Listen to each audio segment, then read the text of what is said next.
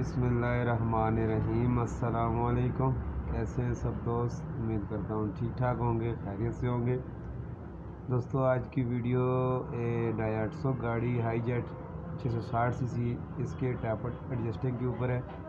Recently गाड़ी मेरे पास आई थी। इसमें मसला ये था कि ये गाड़ी की कोल्ड जो जब गाड़ी ठंडी होती थी तो स्टार्टिंग नहीं होती थी इसकी, और फिर इसको धक्के से या किसी गाड़ी के साथ बाद में स्टार्ट करें तो ये स्टार्ट होती थी, मतलब ये स्टार्ट नहीं।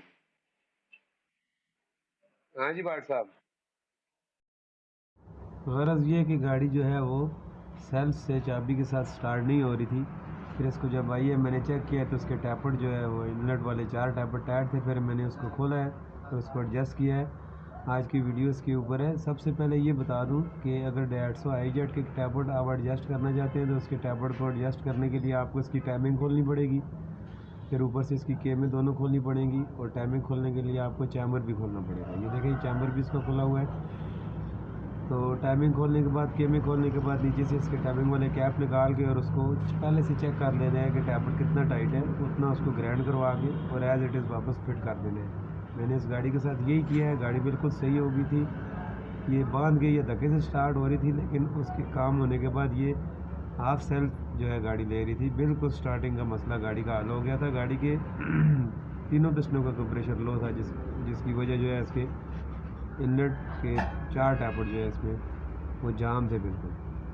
तो ये देखिए अभी इसका चैम्बर भी फिट किया जा रहा है। टाइमिंग प्लेट मैंने फिट कर दी। ज़्यादा डिटेल में वीडियो नहीं बना सका, कुछ टाइम ऐसा था, कुछ जो है वो दिन बहुत ज़्यादा मसरूफ़ था, जिसकी वजह से एक मुकम्मल डिटेल में वीडियो नहीं बना सका। लेकिन ये मैंने इतनी बना दी है कि जो बंदा ये काम करना या करवाना चाह रहा है उसको पता होगा गाड़ी का ये मसला है तो ये कैसे हल होगा।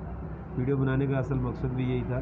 कि देखिए अभी इसका मैनिफोल्ड फिट किया जा रहा है, बाकी फिटिंग वगैरह इसकी हो गई है। टाइमिंग खोलने के लिए बहुत ज़्यादा जो है काफ़ी काम है, इस पर कम से कम 2 दिन लगेंगे। एक दिन में हमने किया है, इसी वजह से डिटेल में वीडियो नहीं बनी। तो ये अगर सही तरीके से करें तो 2 दिन का काम है।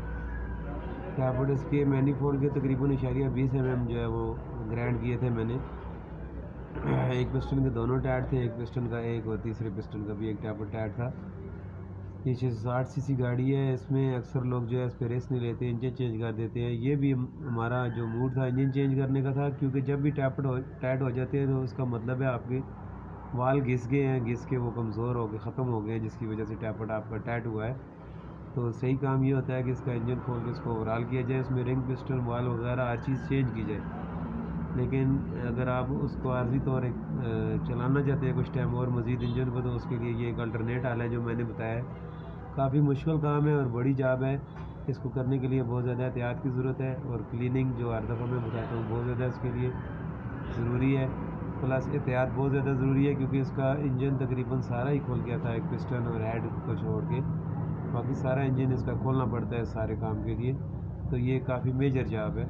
ये देखिए अभी गाड़ी बिल्कुल स्टार्ट है, बिल्कुल रेडी हालत में खड़ी है, कोई चेक इंजन नहीं है इसमें, कोई सच ऐसा मसला मिसिंग वगैरह का नहीं है, और गाड़ी ये बिल्कुल सही चल रही है। इसके बाद काफ़ी दिन हो गए हैं, ये वीडियो तो उसके बहुत काफ़ी टाइम बाद अपलोड होगी। ये देखिए गाड़ी बिल्कुल स्टार्ट है, और जब इसका काम करने के बाद मैंने इसको स्टार्ट किया तो बिल्कुल ये हाफ सेल्फ लिया है इसने, पहला ही सेल्फ बिल्कुल ज़बरदस्त गाड़ी ने लिया है, और बड़ी अच्छी इसकी सेटिंग हो गई थी। इंजन का कंप्रेशन बाद में मैंने चेक किया तो वो भी बहुत ज़्यादा बेहतर हो गया था, वो नॉर्मल लिमिट के अंदर आ गया। वीडियो पसंद आए तो लाइक ज़रूर कीजिएगा और कमेंट में बताइएगा ज़रूर आज की वीडियो आपको कैसी लगी।